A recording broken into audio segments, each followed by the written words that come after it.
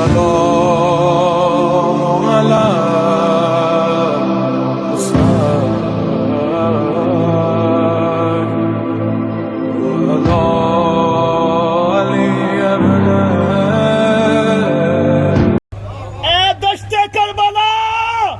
تجھ پر ہے 72 کعبے، عقل حیران ہے کہ کس سمت مسلح رکھوں۔ اے کربلا، اے دشت کربلا، تجھ پر ہے 72 کعبے، عقل حیران ہے کہ کس سمت مسلح رکھوں۔ اور تو نے ہی کربلا، تو نے ہی بخشی ہمیں وحدت کی جلا۔ کربلا تیری وجہ سے دل میں ہم اللہ رکھیں۔ سلیمان علی حق نعرہ حیدری۔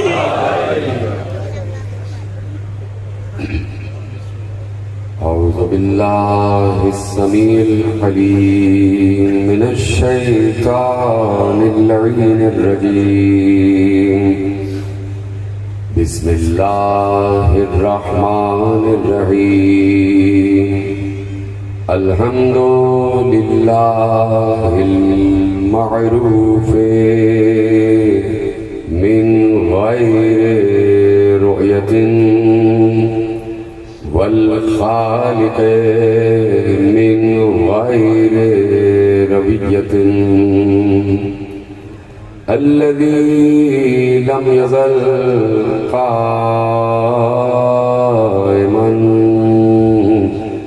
دائما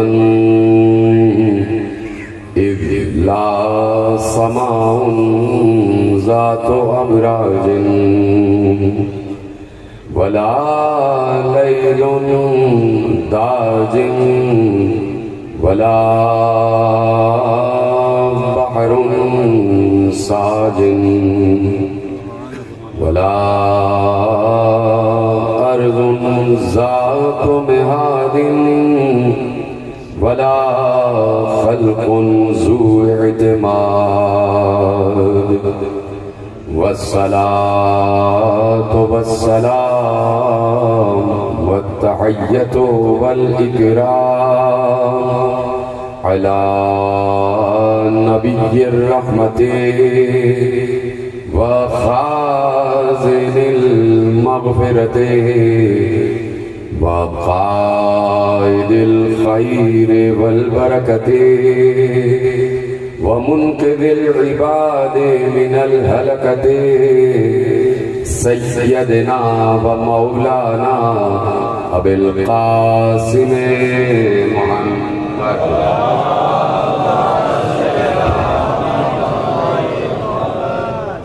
وأهل بيته الطيبين الطاهرين المعصومين المظلومين المنتخبين المنتجبين، الذين أذهب الله عنهم الرجس وطهرهم تطهيرا۔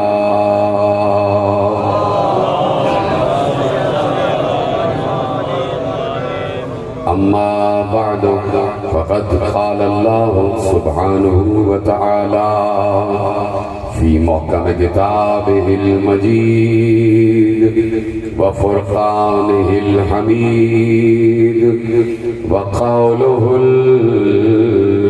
الحق، بسم الله الرحمن الرحيم۔ يعرفون نعمة الله ثم ينكرونها وأكثرهم الكافرون۔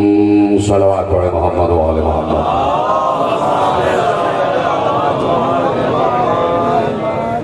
1445 ہجری کے اشرِ ماہ اعضا کی آج مرکزی امام بارگاہ دھوبی گھاٹ فیصل آباد میں آپ حضرات تیسری محرم کی تقریر سماعت فرما رہے ہیں۔ وسائل معرفت کے عنوان سے یہ گفتگو تیسرے مرحلے میں داخل ہو رہی ہے۔ پروردگار عالم کا ہم پر احسان عظیم ہے کہ دنیا کی اس بھری پوری آبادی میں اس نے ہم جیسے محبت رکھنے والوں کو اس عظیم مقام پر بلند کیا ہے کہ ہم یہ سینہ ٹھوک کر کہہ سکتے ہیں کہ اللہ جن سے محبت کرتا ہے انہی سے ہم بھی محبت کرتے ہیں۔ جن سے اللہ محبت کرتا ہے انہی سے ہم بھی محبت کرتے ہیں، اور ہم اللہ سے ایک صفت میں قدر مشترک رکھتے ہیں، ہم اللہ سے ایک صفت میں قدر مشترک رکھتے ہیں، اس میں اور ہم میں ایک صفت میں اشتراک ہے، کیونکہ یہ بات ملا کو پسند نہیں آئے گی۔ جو بات میں کہنے جا رہا ہوں، جو لفظ میں ادا کر رہا ہوں، ملا فوراً شرک کا الزام لگا دے گا، لیکن میرے پاس دلیل بھی موجود ہے کہ ہم اور اللہ ایک صفت میں قدر اشتراک رکھتے ہیں، اللہ میں اور ہم میں ایک صفت میں قدر مشترک ہے، اور وہ قدر مشترک یہ ہے کہ وہ آسمانوں پر ذکر حسین کر رہا ہے، ہم زمین پر ذکر حسین کر رہے ہیں۔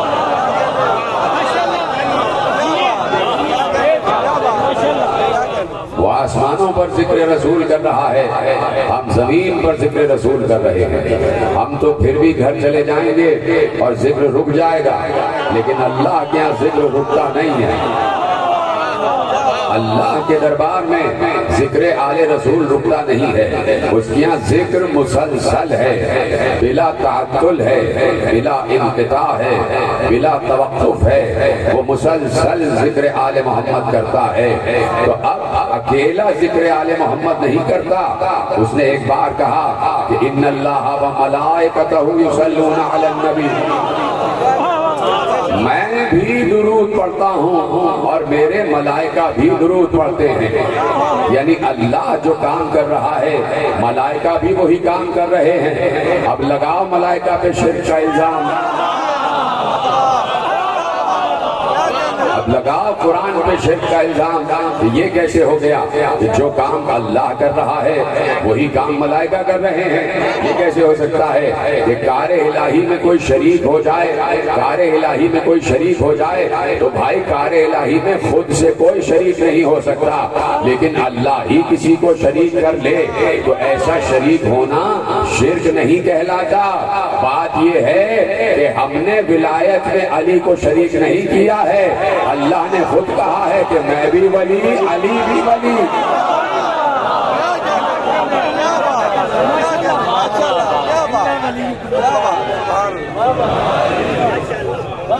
میں بھی ولی، میرا رسول بھی ولی اور علی بھی ولی، نماز میں دوران رکوع زکوٰۃ دینے والا بھی ولی، یعنی اللہ نے ولایت کو اپنے علاوہ دو حصوں میں تقسیم کر دیا، جیسا ولی اللہ ویسا ہی رسول اور ویسا ہی علی۔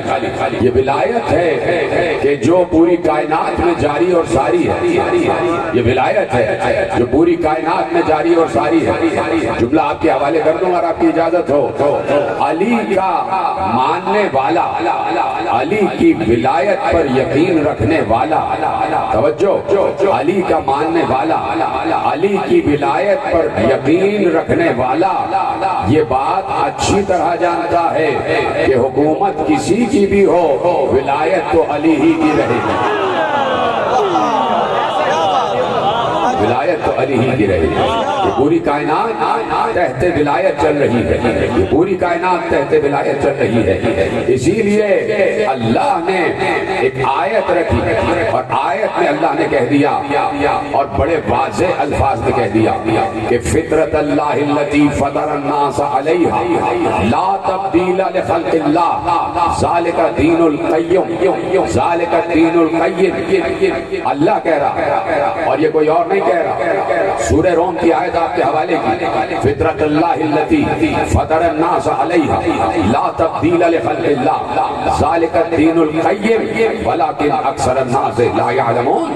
اب میں ترجمہ آپ کے حوالے کرتا ہوں کہ اللہ نے کہا کہ ہم نے ہر انسان کو اللہ کی فطرت پر خلق کیا. ہم نے ہر انسان کو فطرت خدا پر خلق کیا. فطرت اللہ الذی فطر الناس علیہا. فطرت اللہ الذی فطر الناس علیہا.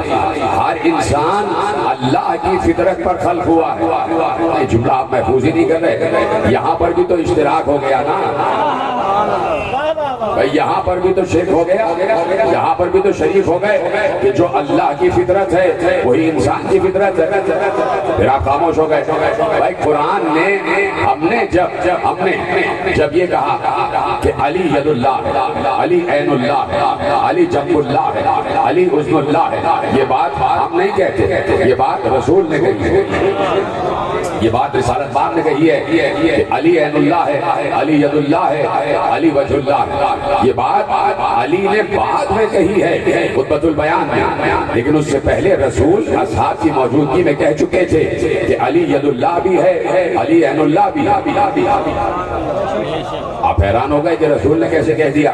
لیجئے میں آپ کے سامنے دلیل پیش کر دیتا ہوں, اور جب دلیل پیش کروں گا پہلا لفظ کہوں گا کہ آپ سب کے ہاتھ اٹھ جائیں گے, اس لیے کہ آپ اس روایت تک ابھی پہنچے نہیں, اور میں اس روایت کا پہلا لفظ کہوں گا آپ کے چہروں پہ ولایتی مسکراہٹ آ جائے گی,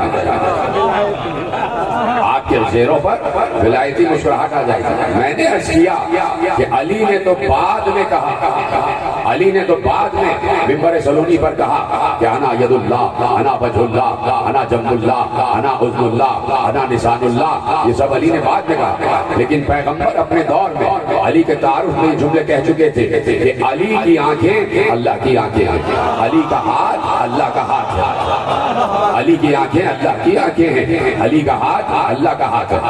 اگر دلیل دینے جا رہا ہوں, اگر پیغمبر نے اپنے دور میں یہ نہ کہا ہوتا کہ علی کی آنکھیں اللہ کی آنکھیں ہیں اور علی کا ہاتھ اللہ کا ہاتھ ہے, اگر پیغمبر نے اپنے دور میں یہ نہ کہا ہوتا تو کبھی بھی یہ واقعہ ہمارے سامنے نہ آتا کہ دوران حج علی نے کسی کے منہ پر تماچا مارا. پہنچ گئی بات, پہنچ گئے تمام پشت پر بیٹھے ہوئے حضرات سب پہنچ گئے کہ کتنی مشہور روایت ہے کہ علی نے دوران حج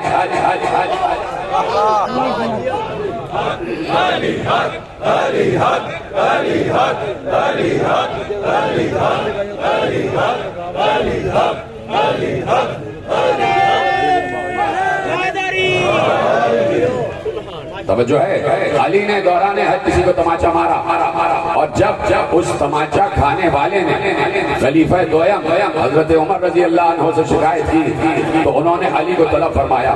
علی آ گئے, انہوں نے علی سے پوچھا کہ آپ نے اس کو دوران حج تماچا کیوں مارا؟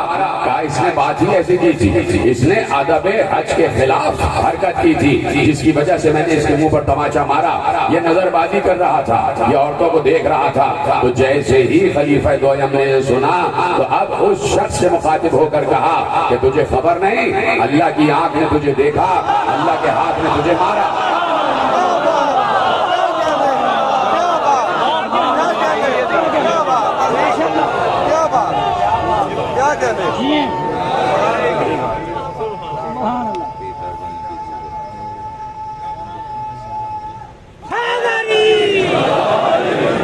توجہ ہے آپ کی یہی طرف, اللہ کی آنکھ نے تجھے دیکھا, اللہ کے ہاتھ نے تجھے مارا. توجہ فرما رہے ہیں آپ. تو اللہ کی فطرت بھی ہے, فطرت خدا بھی, فطرت اللہ, خود اللہ کہہ رہا ہے کہ فطرت اللہ ہے. انسان جس فطرت پر خلق کیا گیا ہے وہ فطرت اللہ ہے, وہ اللہ کی فطرت ہے. تو یہاں پر بھی تو شرکت ہو گئی کہ ہماری وہی فطرت ہے جو اللہ کی فطرت ہے. اب جب ہم نے کہہ دیا ید اللہ ہے, عین اللہ ہے, جنب اللہ ہے, حسن اللہ ہے, لسان اللہ ہے, تو لوگوں کو اعتراض ہو گیا کہ ایک عام انسان کو آپ نے اللہ کا ہاتھ کہہ دیا, ایک عام انسان کو آپ نے اللہ کی صفت میں شریک کر دیا. کوئی ایسے کیسے ہو سکتا ہے کہ اللہ کی صفت میں شریک ہو جائے؟ تو لیجئے قرآن کی ایک آیت ہے, قرآن نے ارشاد فرمایا لقد خلقنا الانسان من سلالۃ من طین, ہم نے انسان کو گیلی مٹی کے جوہر سے خلق کیا, وجعلناہ سمیعا بصیرا, پھر ہم نے اسے اللہ اکبر کیسے جملہ پہنچے گا؟ دیکھو سمیع اللہ کا نام ہے نا، بولیے ہاں یا نہیں؟ سمیع اللہ کا نام ہے، بصیر اللہ کا نام ہے، اس کے اسماء حسنہ میں دو نام ہیں، سمیع بھی ہے اور بصیر بھی ہے۔ اللہ سمیع ہے، اللہ بصیر ہے، اور ایک بار اللہ قرآن ہی میں کہہ رہا ہے وَجَعَلْنَاهُ سَمِيعًا بَصِيرًا، ہم نے انسان کو گیلی مٹی کے جوہر سے پیدا کیا اور پھر اسے سمیع بھی بنایا، بصیر بھی بنایا۔ تو بھائی عام گناہگار انسان سمیع ہو جائے تو شرک نہیں ہے، بصیر ہو جائے تو شرک نہیں ہے، علی ید اللہ ہو جائے تو شرک ہے۔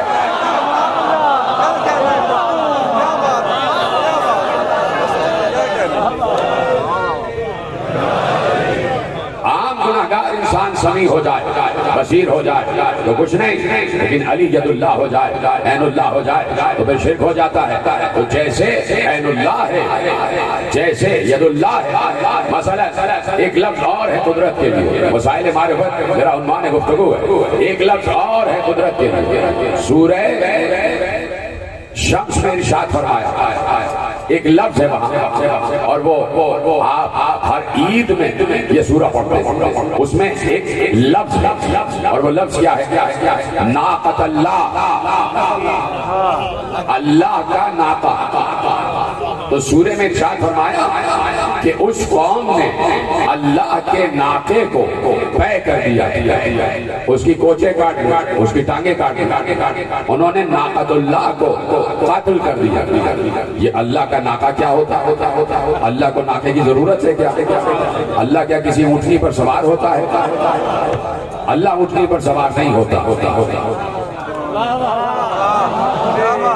سلامت رہیں جو سمجھ گئے ان کو میرا سلام ہے۔ اللہ اونٹنی پر سوار نہیں ہوتا، یعنی اونٹنی پر سوار ہو کر کسی میدان میں آ جانا سنت خدا نہیں ہے۔ اللہ اونٹنی پر سوار نہیں ہوتا، اس کو ناقے کی کیا ضرورت ہے؟ اس کو ناقے کی کیا ضرورت ہے؟ ناقۃ اللہ، پھر کہہ دیا کہ اللہ کا ناقہ، تو اللہ نے ناقے کو اپنی طرف نسبت دی اور قرآن میں آیت رکھی ناقۃ اللہ، اللہ کا ناقہ۔ اسی طرح اللہ کہیں رہتا نہیں ہے، اس کو گھر کی ضرورت نہیں ہے، پھر بھی بیت اللہ ہے، پھر بھی بیت اللہ ہے، اللہ کا گھر، تو اللہ کو گھر کی ضرورت نہیں ہے، اللہ کو ناقے کی ضرورت نہیں ہے۔ نسبتیں دیتا ہے کسی بھی چیز کی اہمیت بتانے کے لیے، رفعت بتانے کے لیے، عظمت بتانے کے لیے اسے اپنی طرف منسوب کر لیتا ہے۔ علی کے ہاتھ کی رفعت بتانا تھی تو کہا یہ علی کا ہاتھ نہیں ہے، میرا ہاتھ ہے۔ اور اب بات رہ گئی علی کے چہرے کی، بات رہ گئی علی کے چہرے کی۔ کہہ دیا اللہ نے، کہہ دیا اللہ نے، ارشاد فرمایا لَقَدْ خَلَقْنَاكُمْ ثُمَّ صَوَّرْنَاكُمْ ثُمَّ قُلْنَا، ہم نے تمہیں خلق کیا، ہم نے اس کے بعد تمہاری شکلیں خوبصورت بنائی، ہم نے تمہیں خلق کیا، پھر تمہاری شکلیں خوبصورت بنائی۔ ثم قال للملائکۃ اسجدوا لآدم فسجدوا الا ابلیس، ہم نے اس کے بعد ملائکہ کو حکم دیا کہ آدم کو سجدہ کرے، سب نے سجدہ کیا ابلیس کے علاوہ۔ اللہ نے کہہ دیا، اب آیت پر آپ نے غور کیا، لقد خلقناکم ثم صورناکم ثم قلنا للملائکۃ اسجدوا لآدم فسجدوا الا ابلیس، ہم نے تمہیں خلق کیا پھر تمہیں خوبصورت بنایا۔ عجیب آیت، ہم نے تم سب کو خلق کیا پھر تم سب کو خوبصورت بنایا، پھر ہم نے آدم کی طرف ملائکہ کو حکم دیا کہ سجدہ کرو۔ یعنی بات اس دنیا کی نہیں ہو رہی، ابھی آدم خلق ہوا، ابھی آدم خلق ہوا، اور آدم کے خلق ہونے سے پہلے کچھ ہیں جو پہلے سے خلق ہوئے ہیں۔ سلامت رہے آپ آگے تک سب نے ساتھ دیا ہے.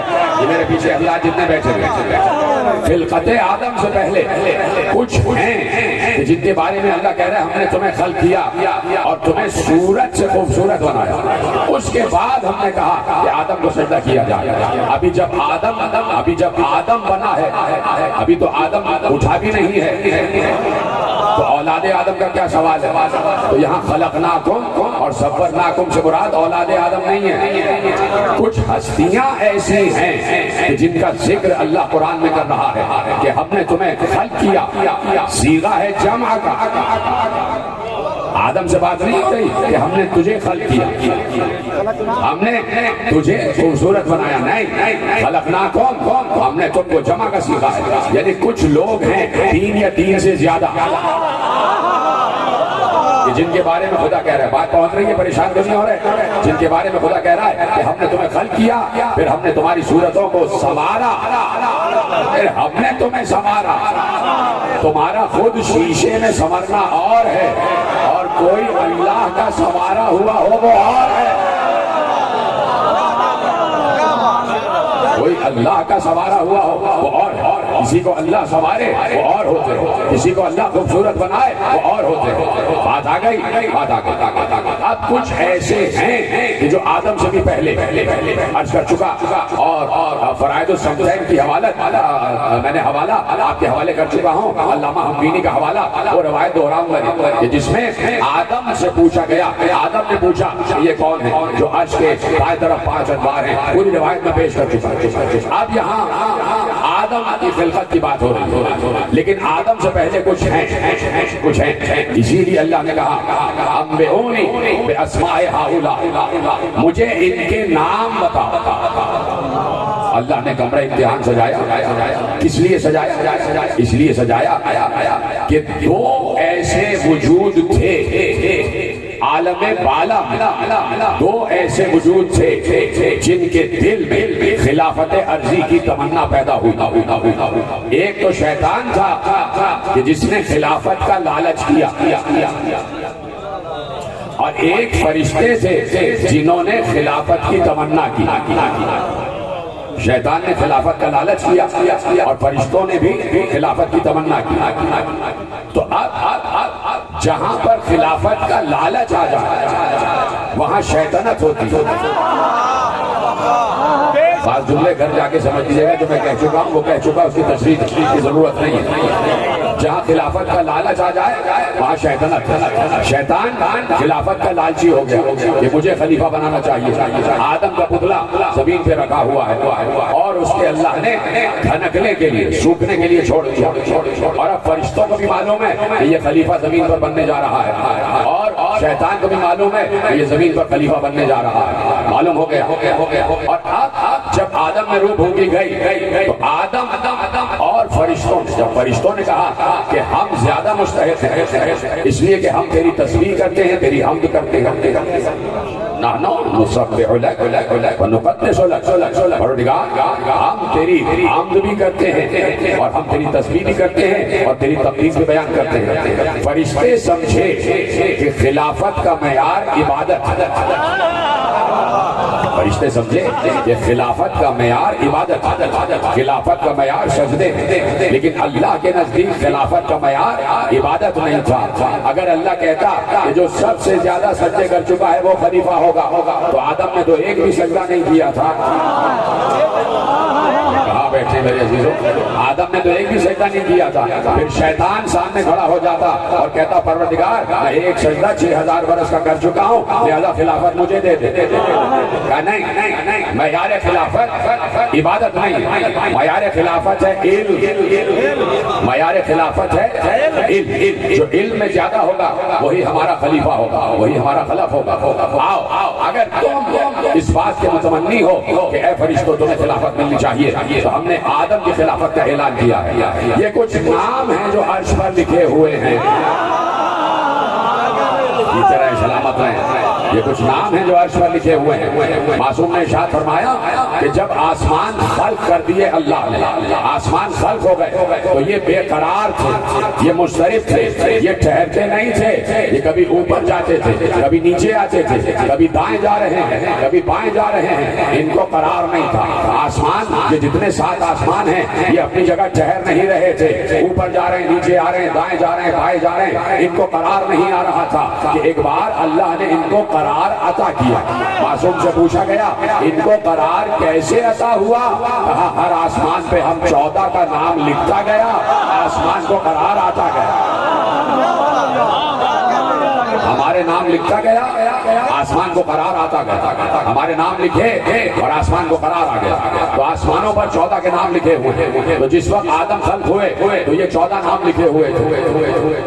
14 انوار جگمگ جگمگ کر رہے تھے, 14 انوار جگمگ جگمگ کر رہے تھے. آدم نے پوچھا یہ کون؟ اللہ نے بتایا کہ میں محمود ہوں, یہ احمد ہے. میں علی اعلیٰ ہوں, یہ علی. میں فاطر السماوات والارض ہوں, یہ فاطمہ.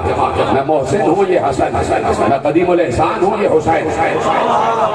اب اللہ نے بتا دیا کہ یہ انوار ہیں, انہی میں محمد بھی ہے, علی بھی ہے, فاطمہ بھی ہے, حسن بھی ہے, حسین بھی ہے. فرشتوں کو بھی بتایا اور آدم کو بھی بتایا. آدم کو بھی بتایا. کوئی اعتراض نہیں کر سکتا اللہ کے عدل پر کہ فرشتوں کو تو بتایا ہی نہیں تھا, اس لیے فرشتے بتا نہ سکے. آدم کو بتا دیا تھا, اس لیے آدم نے بتا دیا. اللہ کے عدل پر کوئی اعتراض نہیں کر سکتا. اللہ عادل. اللہ نے دونوں کو بتایا کہ انہی میں محمد بھی ہے, علی بھی ہے, فاطمہ بھی ہے, حسن بھی ہے, حسین بھی ہے, اور 14 کے نام لے لیے. امتحان اس بات کا نہیں تھا کہ یہ انوار کا تعارف کرو, ان کے نام بتاؤ. امتحان اس بات کا تھا یہ بتاؤ کہ ان میں محمد کون سا ہے, علی کون سا ہے, فاطمہ کون ہے, حسن کون ہے, حسین کون ہے. کی طرح سلامت رہے. امتحان اس بات کا تھا کہ ہر نور کا نام بتانا تھا, ہر نور کا اسم بتانا تھا. اب جس کے پاس عقل تھی یہ طرح سلامت رہے, جس کے پاس عقل تھی اس نے سب کے نام بتا دیا. یہ نور نور محمد ہے, یہ نور نور علی, یہ نور نور فاطمہ ہے, یہ نور نور حسن, یہ نور نور حسین. جس کے پاس عقل تھی تو آدم نے نام بتا دیا. فرشتوں کے پاس عقل نہیں تھی تو فرشتوں نے کہا سبحانک لا علم لنا الا ما علمتنا, تو نے جتنا ہمیں بتایا ہے ہم اس سے زیادہ نہیں جانتے, ہم اس سے زیادہ نہیں جانتے. تو ہو گیا امتحان. اور عرش آدم پر نام لکھے ہوئے ہیں, عرش آدم پر نام لکھے ہوئے ہیں. یہ عرش آدم پر نام لکھے ہوئے ہیں تو آدم سے پہلے تو اللہ نے انہیں آدم سے پہلے خلق کیا اور انہیں خوبصورت بنایا, انہیں حسین بنایا, انہیں سوارا, انہیں سجایا, سجا لیا. معصوم سے پوچھا گیا کہ مولا یہ ارشاد فرمائیے وہ کون ہیں جو آدم سے بھی پہلے. اللہ نے جن کے لیے کہا لقد خلقناکم ثم صورناکم, ہے میرے ساتھ سب کے سب, لقد خلقناکم ثم صورناکم, ہم نے تمہیں خلق کیا اور ہم نے تمہیں تمہاری صورتیں بنائی, تمہیں حسین بنایا. معصوم نے کہا سنو, ان اللہ خلقنا ثم صورنا ثم خلق آدم فاودعنا فی صلبہ وامر الملائکۃ بالسجود. اللہ نے سب سے پہلے ہمیں خلق کیا. ان اللہ خلقنا, اللہ نے سب سے پہلے ہمیں خلق کیا, ہماری صورتوں کو بنایا, اس کے بعد آدم کو بنایا, اس کے بعد ہمیں آدم کے صلب میں رکھا اور اس کے بعد ملائکہ کو حکم دیا کہ سجدہ کرو. بات ہی ختم ہو گئی. معصوم نے سارا قضیہ ہی حل کر دیا کہ جو آدم سے بھی پہلے ہیں وہ ہم ہیں, جو آدم سے بھی پہلے ہیں وہ ہم ہیں. ہمیں خلق کرنے والا خدا ہے, ہماری صورتوں کو بہترین اور خوبصورت بنانے والا اللہ ہے. جب معصوم نے کہہ دیا کہ ہمیں سوارنے والا اللہ ہے تو یہ اللہ نے انہیں سوارا کیوں ہے, یہ اللہ نے انہیں خوبصورت بنایا کیوں ہے, یہ اللہ نے انہیں حسین بنایا کیوں ہے. بات یہ ہے کہ جملہ آپ کے حوالے کر رہا ہوں, تفصیل پیش کر چکا, اب نتیجہ آپ کو دے رہا ہوں. بات یہ ہے کہ اللہ نے یہ حدیث قدسی ارشاد فرما دی تھی, یہ جو مشکات میں بھی لکھی ہوئی ہے, جو صحیح ترمذی میں بھی لکھی ہوئی ہے, جو میرے مکتب کی روایتوں میں بھی لکھی ہوئی ہے, کہ اللہ نے کہا کہ اللہ جمیل یحب الجمال، اللہ حسین ہے اور حسن کو پسند کرتا ہے۔ جب اللہ نے کہہ دیا کہ میں حسین ہوں تو اللہ حسین ہے، لیکن بات یہ ہے کتنا حسین ہے ہمیں پتہ ہی نہیں کتنا حسین ہے، کیونکہ ہم اس وقت معلوم کریں کہ کوئی کتنا حسین ہے کہ جبھی وہ ہمیں نظر آ رہا ہو۔ جب ہمیں کوئی نظر آ ہی نہیں رہا تو ہم اس کے حسن کا اندازہ کیسے لگائیں؟ جب اس کے حسن کا اندازہ نہیں لگا سکتے تو پھر کسی کو بتائیں کیسے کہ یہ کتنا حسین ہے؟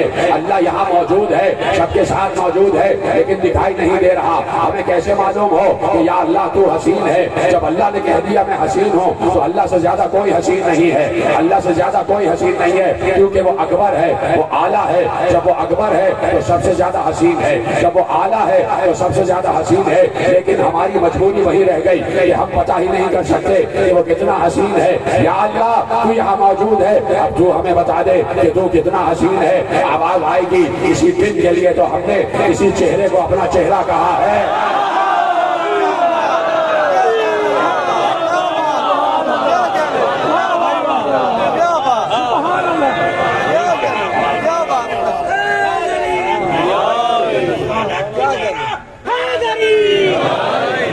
اسی دن کے لیے ہم نے کسی کے چہرے کو اپنا چہرہ کہا ہے۔ اگر دیکھنا چاہتے ہو کہ ہم کتنے حسین ہیں تو دیکھو علی کتنا حسین ہے۔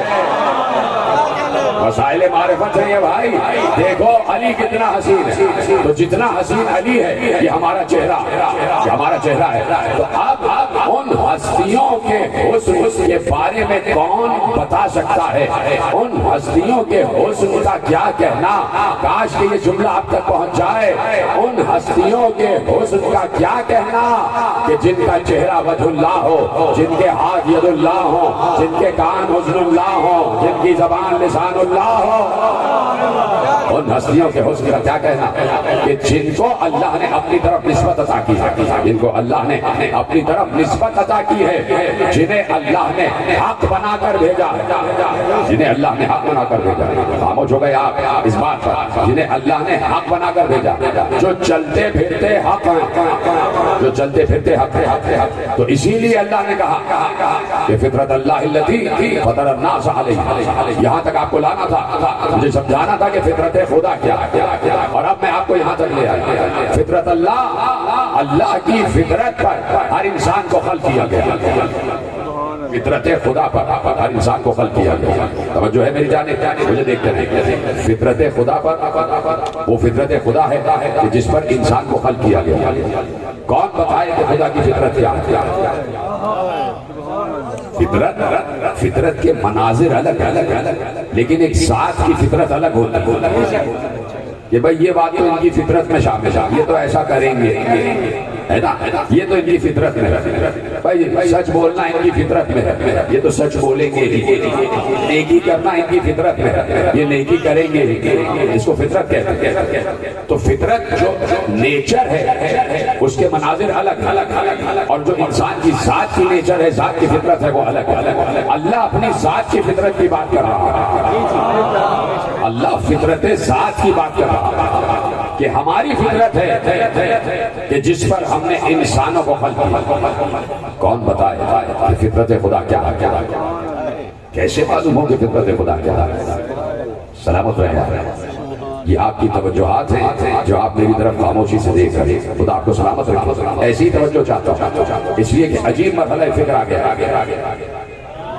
فطرت خدا اللہ کی فطرت۔ میں پھر عرض کروں کہ کون بتائے اللہ کی فطرت؟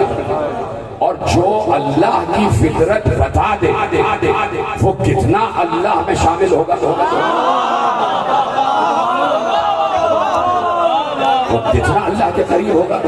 جو فطرت خدا بتا وہ کتنا قرب خدا کی منزل پر ہوگا۔ ایک بار معصوم سے پوچھا گیا کہ مولا فطرت خدا کیا ہے؟ سننے کے لیے تیار ہیں؟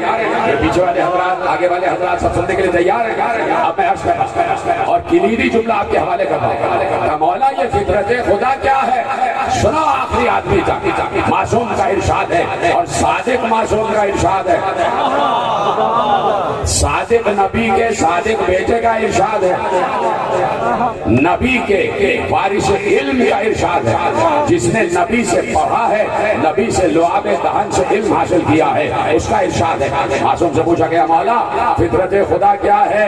سننا آخری آدمی تک معصوم کا ارشاد ہے جب داد دو گے تو معصوم کو جائے گی، مجھے نہیں۔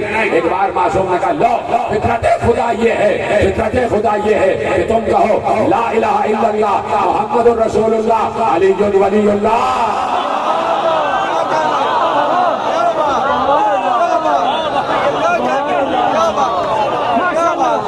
لا الہ الا اللہ محمد الرسول اللہ علی ولی اللہ، یہ فطرت خدا۔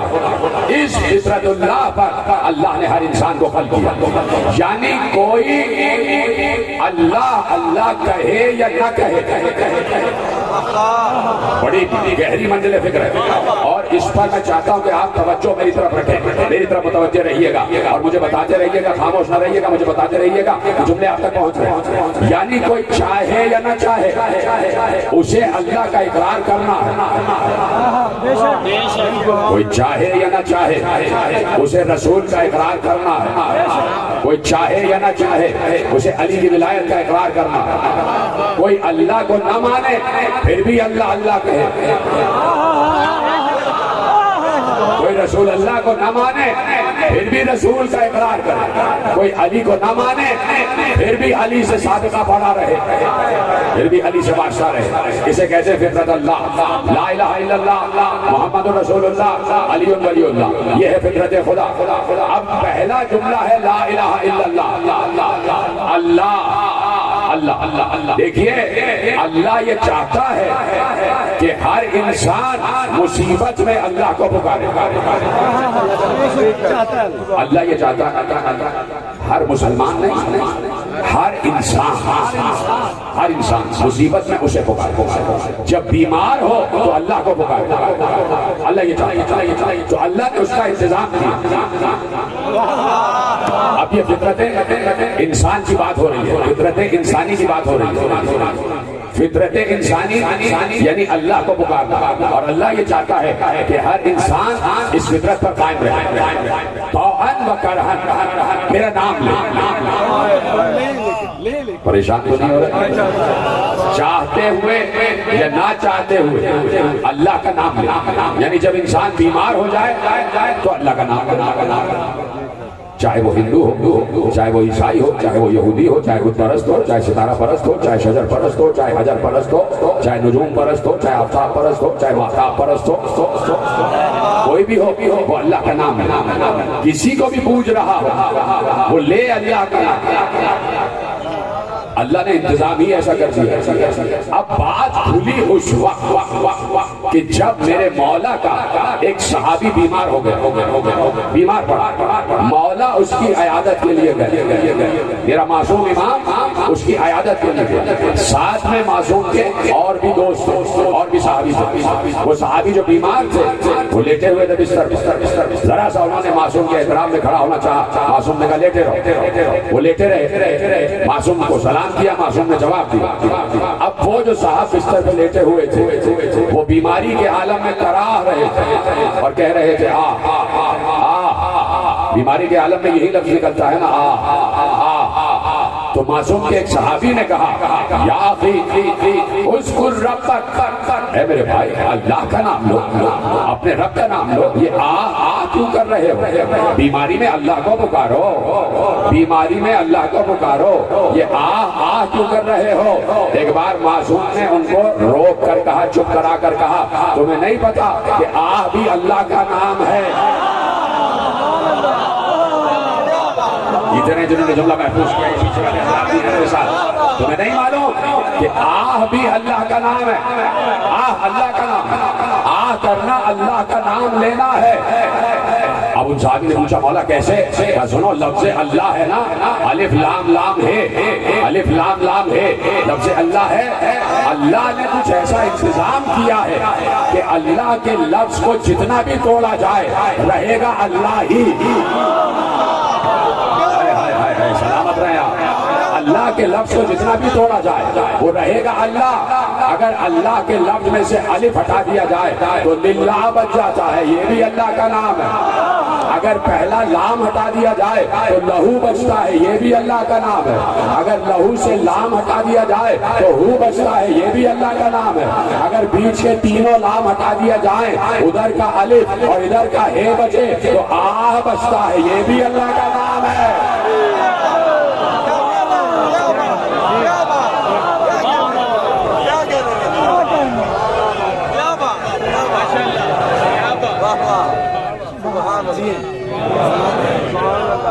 پہلا الف اور آخر کا ہے آہ بچتا، یہ بھی اللہ کا نام ہے۔ تو اللہ نے اس نام کو چھپا کے رکھا۔ کہاں بیٹھے ہیں آپ میرے عزیزو؟ اللہ نے لفظ آہ جو اس کا نام ہے اسے چھپا دیا، نہیں بتایا کہ یہ میرا نام ہے، تاکہ جب بھی انسان بیمار ہو، چاہے یا نہ چاہے، نام اللہ ہی کا لے۔ اسے کہتے ہیں فطرت خدا، اسے کہتے ہیں فطرت خدا، اسے کہتے ہیں فطرت اللہ الذی فطر الناس علیہ۔ ہم نے فطرت اللہ پر انسان کی فطرت بنائی ہے، تو انسان کی فطرت ہے کہ وہ چاہے یا نہ چاہے آہ کرے گا۔ اس نے لا الہ الا اللہ کہہ دیا، اس نے لا الہ الا اللہ کہہ دیا، اس نے اللہ کا نام لے دیا۔ اب بچے محمد رسول اللہ اور علی ولی اللہ، یہ بھی فطرت ہے انسانی ہے، یہ بھی فطرت خدا۔ فطرت خدا اس وقت تک کامل نہیں ہوتی جب تک لا الہ الا اللہ کے ساتھ محمد رسول اللہ اور علی ولی اللہ نہ کہہ دیا جائے، اس وقت تک فطرت کامل نہیں ہوتی۔ آپ خاموش ہو گئے، دربار سجا ہوا، اس لیے میں نے وقت دیکھا کہ میرے پاس کچھ وقت ہے یا نہیں، تو میرے پاس 5 منٹ مزید ہے، آپ کے پاس بھی 5 منٹ، تاکہ میں سمجھاؤں کہ فطرت خدا سمجھانے جا رہا ہوں، فطرت خدا قرآن سے سمجھانے جا رہا ہوں، قرآن سے فطرت خدا، فطرت اللہ سمجھانے جا رہا ہوں۔ دربار فرعون کا سجا ہوا، فرعون کا دربار سجا ہوا، جادوگر بیٹھے ہوئے ہیں، اور ایسے میں موسیٰ کو طلب کیا گیا۔ امتحان ہے اور دلیلوں کا امتحان ہے، دلائل کا امتحان ہے، معجزات کا امتحان ہے، اور جادو کا امتحان ہے، جادو کا امتحان ہے۔ تو جادوگروں نے رسیاں بھیجی، وہ سانپ بن گئے، اللہ نے کہا فَأَوْجَسَ فِي نَفْسِهِ خِيفَةً مُوسَىٰ، موسیٰ ڈر گئے۔ جب سانپ رسیاں جو ہیں سانپ بن گئی اور سانپ رینگنے لگے دربار میں، اور سب نے دیکھا کہ رسیاں سانپ بن گئی، فَأَوْجَسَ فِي نَفْسِهِ خِيفَةً مُوسَىٰ، موسیٰ اس وقت ڈر گئے۔ اللہ اکبر! دیکھیے معصوم نے کہاں کہاں دفاع نبوت کیا، معصوم نے کہاں کہاں دفاع نبوت کیا، ہر نبی کا دفاع معصوم نے کیا، معصوم نے ہر نبی کا دفاع کیا۔ قرآن کی آیت ہے الا ان اولیاء اللہ لا خوف علیہم ولا هم يحزنون، اللہ کے ولیوں کو خوف نہیں ہوتا۔ جب ولی کو خوف نہیں ہوتا تو نبی کو خوف کیسے ہو گیا؟ سلامت رہیں، یہی توجہ ہے، جو ایسی توجہ کی طرف کام طالب ہوں۔ جب ولی کو خوف نہیں ہو سکتا تو نبی کو خوف کیسے ہو گیا؟ تو کسی نے اعتراض کیا کہ موسیٰ ڈر گئے، سانپ سے ڈر گئے۔ موسیٰ سانپ سے ڈر ہی نہیں سکتا، جو سانپ سے ڈر جائے وہ موسیٰ نہیں، کوئی اور تو ہو سکتا۔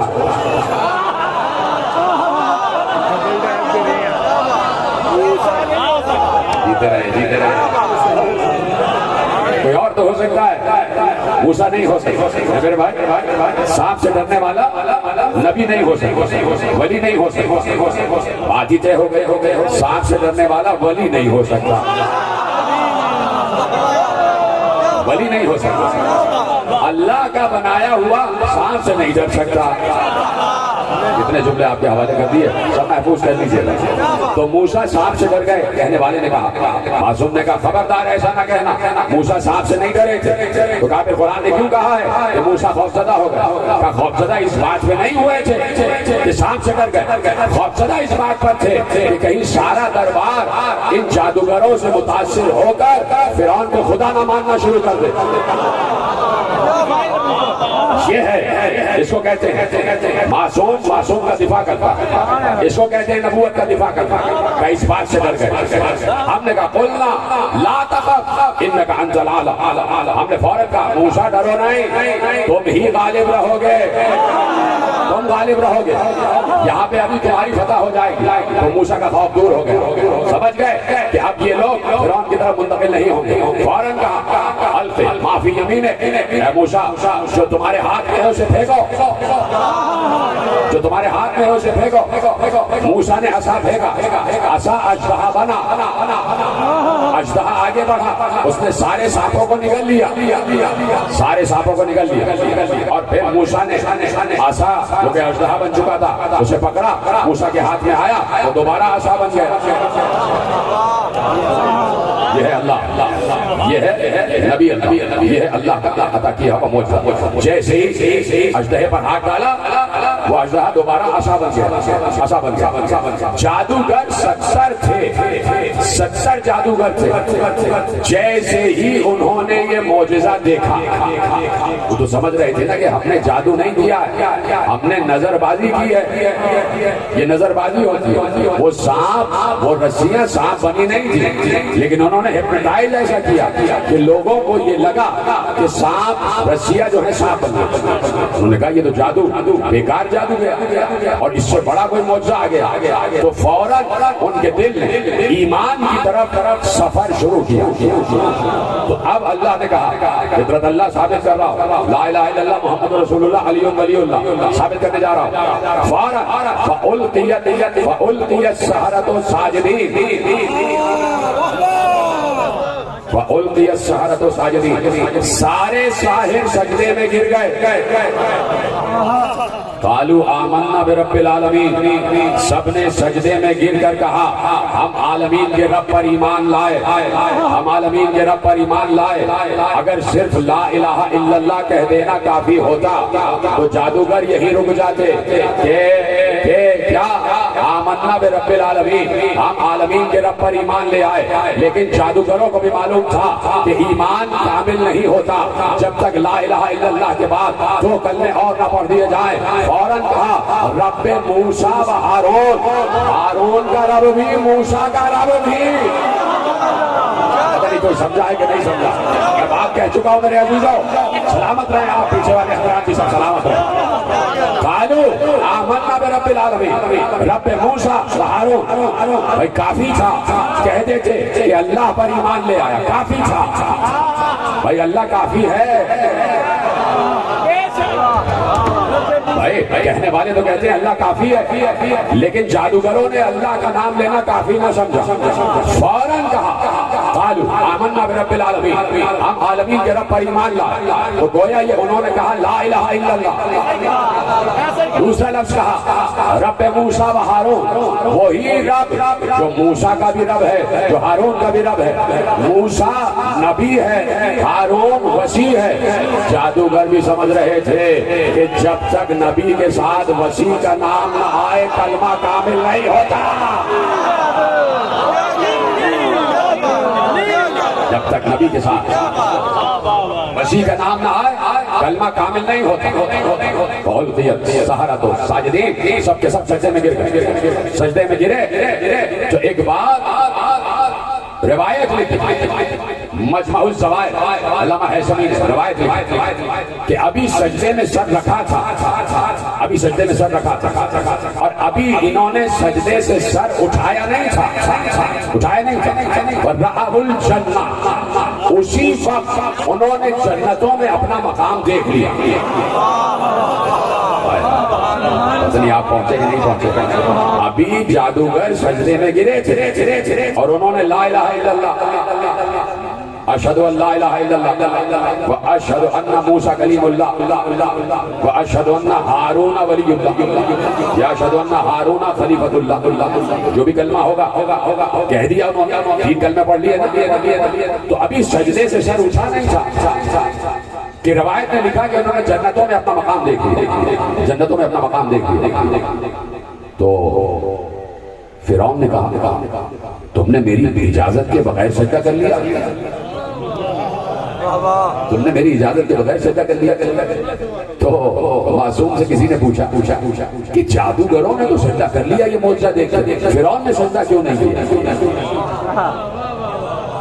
فرعون سجدے میں کیوں نہیں گرا؟ سوال تو ہے، اور معصوم سے عجیب عجیب سوال کیے گئے، اور ہر سوال کا معصوم نے بڑا محکم و مستحکم جواب، بڑا سادہ اور آسان جواب دے دیا، کہا کہ سب جادوگر سجدے میں گر گئے، فرعون سجدے میں کیوں نہیں گرا؟ یہ بڑا سادہ سا جواب ہے، لیکن آپ کے چہرے میں مسکراہٹ آ جانی چاہیے، ولایتی مسکراہٹ آ جانی چاہیے کہ پوچھا گیا کہ جادوگر تو سجدے میں گر گئے، یہ فرعون سجدے میں کیوں نہ گرا؟ کہا اس لیے کہ فرعون جاہل تھا۔ سلامت رہے آپ۔ جو جاہل ہوتا ہے نہ وہ اللہ کو مانتا ہے، نہ نبی کو مانتا ہے، نہ وسیع نبی کو مانتا ہے۔ اور فرعون جاہل اس لیے سجدے میں نہیں گرا، اس لیے سجدے میں نہیں گرا۔ تو اب ثابت کر دیا کہ نبی کے ساتھ وسیع کا نام لینا بھی ضروری ہے۔ اسی کو کہتے ہیں فطرت اللہ، اسی کو کہتے ہیں فطرت اللہ۔ اور فطرت کیا ہے؟ لا الہ الا اللہ محمد رسول اللہ علی ولی اللہ، یہ فطرت خدا بندی ہے، فطرت اللہ التی فطر الناس علیہ۔ اللہ چاہتا ہے کہ اس کا نام لیا جائے تو کوئی مانے یا نہ مانے، جب بیماری میں آہ کرتا ہے تو اللہ کا نام لیتا ہے۔ اللہ نے آیت ارشاد فرمائی فلولا فضل اللہ علیکم ورحمتہ لکنتم من الخاسرین، اگر تم پر اللہ کا فضل نہ ہوتا اور اللہ کی رحمت نہ ہوتی تو تم خسارہ اٹھانے والوں میں تھے۔ بات ختم ہو رہی ہے، نتیجہ آپ کے حوالے کر رہا ہوں آج کی حد تک۔ اگر تم پر اللہ کا فضل نہ ہوتا، جملے یاد کرنا، اگر تم پر اللہ کا فضل نہ ہوتا، اب محمد رسول اللہ اور علی ولی اللہ ثابت ہونے جا رہا ہے، فطرت خدا۔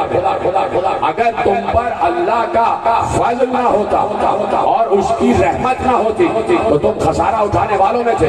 معصوم سے بے تفصیل پوچھی گئی کہ مولا یہ بتائیے کہ فضل اللہ کیا ہے اور اللہ کی رحمت کیا ہے؟ معصوم نے کہا اللہ کی رحمت ہے محمد، اللہ کا فضل ہے علی۔ اللہ اکبر۔ اللہ کی رحمت ہے محمد اور اللہ کا فضل ہے علی۔ بارش کا موسم ہے نا، تو بارش ہو رہی ہے، یہ رحمت ہے۔ اب چاہو یا نہ چاہو محمد سے مستفیض ہو رہے ہو۔ بارش رحمت خدا ہے، بیٹی رحمت خدا ہے، بیٹی گھر میں آ گئی، محمد رسول اللہ مکمل ہو گیا۔ کاروبار میں ترقی ہوئی، تم نے دکان پر لکھ دیا ھذا من فضل ربی، یہ میرے رب کے فضل کی طرف سے ہے۔ ارے تو نے نام فضل لکھ تو لیا، ذرا یہ بھی تو بتا کہ فضل علی کو کہتے ہیں۔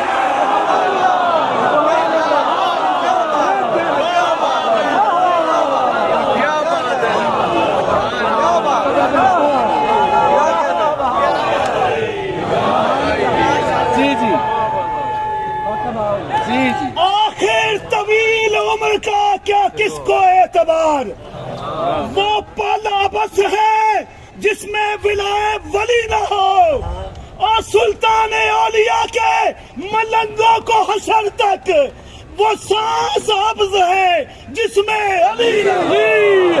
سلیمان علی ہے کنارہ جو فرمایا آپ نے یہ فضل ہے علی، اللہ کا فضل ہے علی، اور یہ فضل چاروں طرف ہے، چاروں طرف۔ چونکہ فضل علی ہے تو اسی گھر میں ایک ابو الفضل بھی جچا، اسی گھر میں ایک ابو الفضل بھی جچا جسے عباس کہتے ہیں۔ عباس طاقت کا سرچشمہ تھا جسے عباس کہتے ہیں۔ حسین کی طاقت کے سرچشمے تھے جو حسین کے ساتھ حسین اس طاقت کو لے کر آ جاتے تو یقیناً جنگ ہوتی تو حسین ہی فاتح ہوتے۔ حسین آج بھی فاتح ہے، پتہ تو حسین کی ہے۔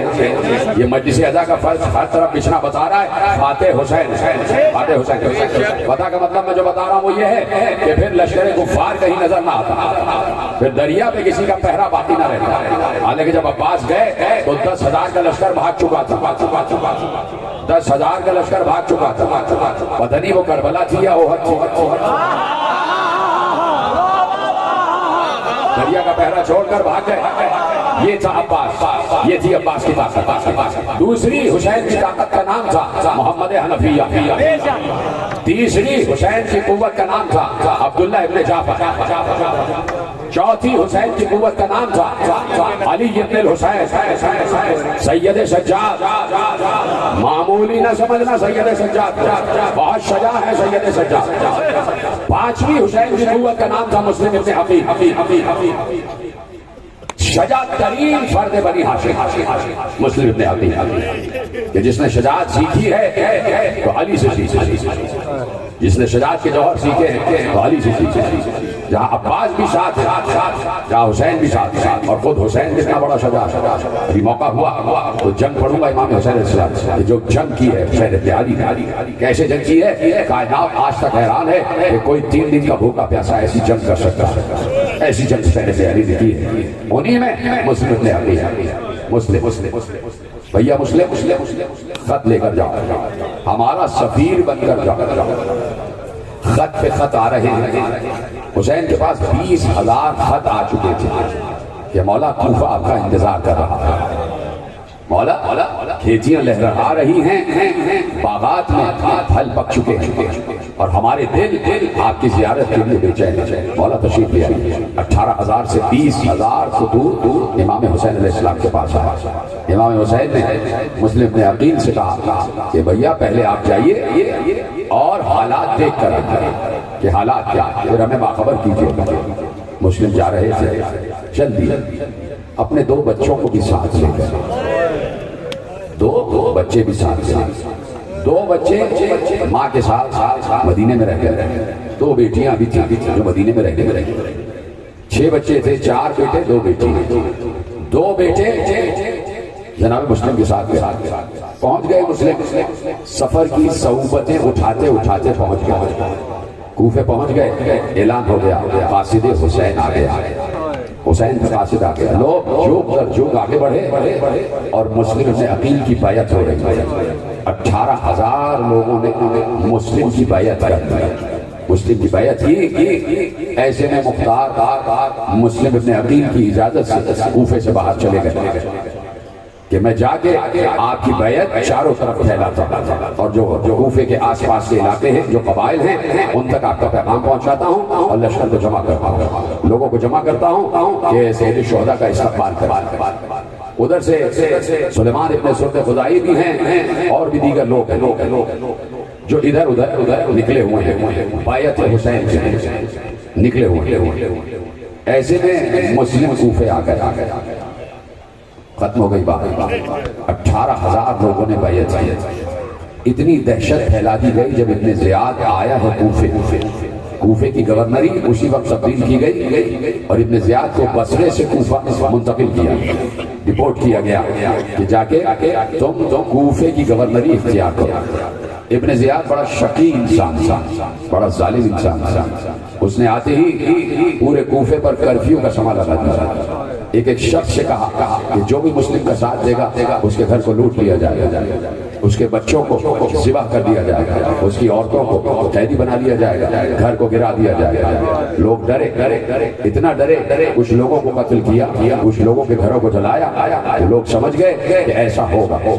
اب مسلم نماز پڑھا رہے تھے, صبح کی نماز پڑھائی. 18,000 افراد ساتھ. شام کی نماز جب پڑھائی تو جب پیچھے مڑ کے دیکھا تو کوئی بھی مسلم کے ساتھ نہیں تھا. مسلم تنہا بیٹھے ہوئے تھے. 2 بچے ساتھ تھے. غریب الوطنی نے مسلم تنہا رہ گیا. مسلم حسین کا قاصد ہے تو حسین کی سیرت یہی ہے کہ حسین بھی تنہا رہ گئے, مسلم بھی تنہا رہ گئے. وہ وقت آ گیا کہ مسلم تنہا رہ گئے. مسلم اٹھے, چاروں طرف سے دروازے بند ہیں, ہر طرف سے دروازے بند ہیں. مسلم جا رہے ہیں. کوفہ نیا ہے, راستے معلوم نہیں ہیں کس گلی سے جائیں. گلیوں سے ہوتے ہوتے گزرے, ایک مکان کے دروازے پر بیٹھ گئے. اس مکان کی مالکہ باہر آئی. اس نے آواز دی, مسافر تو کون ہے, یہاں کیوں بیٹھا ہے؟ کہا مسافر ہوں, پیاسا ہوں, پیاس لگی ہے, پانی پلا دو. اس خاتون کا نام طاعہ گھر سے پانی کا جام لے آئی. مسلم نے پانی پیا, الحمدللہ کہا, جام واپس واپس کیا، مسلم وہیں بیٹھے رہے۔ عورت نے کہا کیوں بیٹھے ہو، اپنے گھر جاؤ، تمہارے بیوی بچے تمہارا انتظار کر رہے ہوں گے، تمہارے اہل و عیال تمہارا راستہ دیکھ رہے ہوں گے۔ مسلم نے کہا جس کا کوئی گھر ہو تو وہ گھر جائے، جس کے اہل و عیال ہوں تو وہ اپنے بچوں کے پاس جائے، میں یہاں غریب الوطن ہوں۔ ایک بار طوعا نے پوچھا کون ہو، تمہیں تمہارے حق کی قسم بتاؤ کون ہو، تمہارا لہجہ بڑا فصیح ہے، تم کسی اعلیٰ خاندان کے لگ رہے ہو۔ تو مسلم نے سر جھکا کر کہا میں قاصد حسین سفیر حسین مسلم ہوں، میں عقیل کا بیٹا مسلم ہوں۔ تو قدموں پہ گر گئی، آقا میری یہ قسمت سے آپ کے قدم میرے گھر کے دروازے پر آ گئے، مولا تشریف لے آئیے، میرے گھر آ جائیے، میں آپ کی خدمت کرنا چاہتی ہوں۔ مسلم نے کہا نہیں کوئی خدمت نہیں چاہیے، بس مصلی دے دو، اب نماز پڑھنا چاہتے ہیں۔ مسلم یہاں نماز پڑھ رہے تھے، صبح ہوئی، ایسے میں چاروں طرف سے طوعا کے گھر کو گھیر لیا گیا، اس لیے کہ طوعا کے بیٹے نے ابن زیاد کو جا کر مخبری کر دی کہ مسلم میرے گھر میں موجود ہیں۔ چاروں طرف سے طوعا کے گھر کو گھیرا گیا۔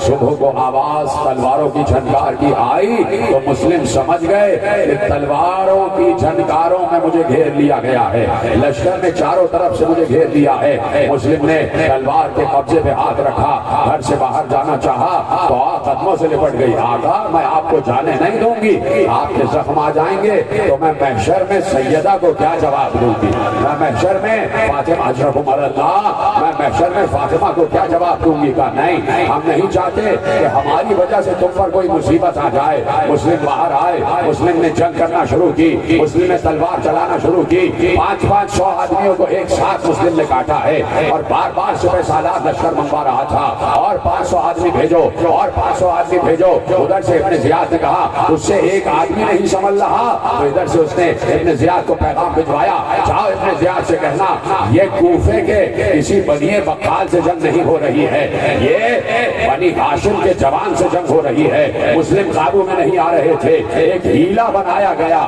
دور ایک گڑھا کھودا گیا، اسے خس و خاشاک سے بھر دیا گیا، مسلم کو دھکیلتے ہوئے پیچھے لے جا رہے تھے، حملہ کرتے ہوئے پیچھے لے جا رہے تھے، مسلم اچانک گڑھے میں گر گئے، مسلم اچانک، اب کیا سن رہے ہو میرے عزیزو، مسلم اچانک گڑھے میں گر گئے۔ جب مسلم گڑھے میں گرے تو چاروں طرف سے مسلم پر حملہ ہوا، تیر بھی پھینکا جا رہا تھا، نیزوں سے بھی کچوکے لگائے جا رہے تھے، لاٹھیوں سے بھی مسلم کو مارا جا رہا تھا، رسیاں پھینکی گئی، مسلم کو باندھا گیا، گھسیٹ کر گڑھے سے باہر نکالا گیا، مسلم کے دونوں ہاتھ پسے پشت باندھ دیے گئے، اور عالم یہ تھا کہ مسلم کے سر پر پتھر لگنے کی وجہ سے مسلم کا سر بھی شکافتہ ہو گیا تھا، مسلم کے رخسار بھی زخمی ہو گئے تھے، مسلم کے دندان بھی ٹوٹ چکے تھے، مسلم کے ہاتھوں پر بھی زخم تھا، ایک مسلم، اور اتنے زخم مسلم کو گھسیٹتے ہوئے دربار میں لے جا رہے تھے۔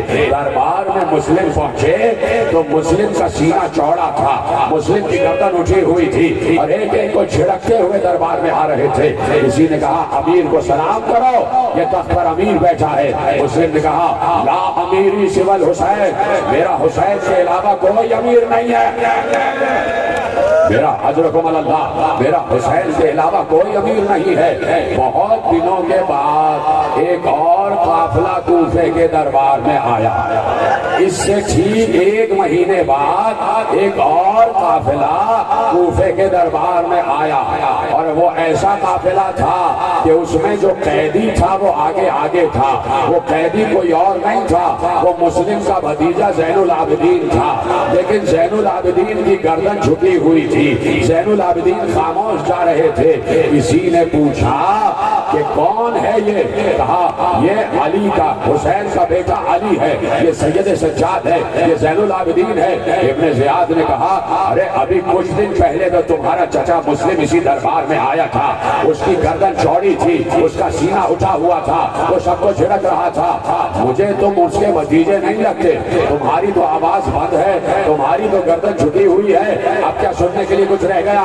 ایک بار زین العابدین نے کہا ارے جب میرا چچا آیا تھا تو تنہا آیا تھا، میں آیا ہوں تو ساتھ میں میری بہنیں، میری پھوپھیاں، میری ماں، حضرکم اللہ، حضرکم اللہ۔ ابھی مسلم کا تابوت برآمد ہونے والا ہے، شبیہ تابوت برآمد ہونے والی ہے، اس کی شبیہ تابوت جسے تابوت میسر نہ آیا، جسے تابوت میسر نہ آیا۔ ہانی ابن عروہ کی زوجہ نے دونوں لاشوں کو دفن کیا تھا، مسلم کے لاشے کو اور ہانی ابن عروہ کے لاش کو ہانی کی زوجہ نے دفن کیا تھا۔ اب سننا مصائب، مسلم لے کے آئے، چھٹکتے ہوئے لے کے آئے، گھسیٹتے ہوئے لے کے آئے۔ مسلم نے وصیت کی ہے کوئی میری قوم سے جسے میں وصیت کر سکوں اور وہ وصیت کو دل میں رکھے۔ عمر سعد آگے بڑھا، عمر سعد سے وصیت ہے کہ سنو میں کوفے میں آ کے مقروض ہو گیا ہوں، میری زرہ بیچ کر وہ قرضہ ادا کر دینا، میری زرہ بیچ کر قرضہ ادا کر دینا۔ اور سنو ایک خط میرے مولا حسین کو لکھ دو، اور وہ خط میں یہ لکھ دینا کہ مولا جو پہلے خط میں نے آنے کا کہا تھا اب میں آپ کو آنے سے منع کرتا ہوں، مولا کوفے کا مزاج بگڑ گیا ہے، اب کوفے نہ آئیے گا، اب کوفے نہ آئیے گا۔ دوسرا جملہ سنو گے، اور کہا یہ بھی لکھ دینا کہ مولا اگر آنے کا ارادہ کر ہی لیا ہے تو بہن زینب کو ساتھ نہ لائیے۔ اجرکم اللہ، اہل حرم کو ساتھ کیا ماتم کر رہے ہو؟ یہی طریقہ ہے ماتم کرنے کا، یہی طریقہ ہے سر پہ ہاتھ مارو۔ تو زینب کو ساتھ نہ لائیے گا، اہل حرم کو ساتھ نہ لائیے گا۔ کسی بھی وصیت پہ عمل نہ ہوا، کہا اچھا پانی تو پلا دو، جام لیا اپنے ہونٹوں کے قریب لائے، پورا جام لہو سے سرخ ہو گیا۔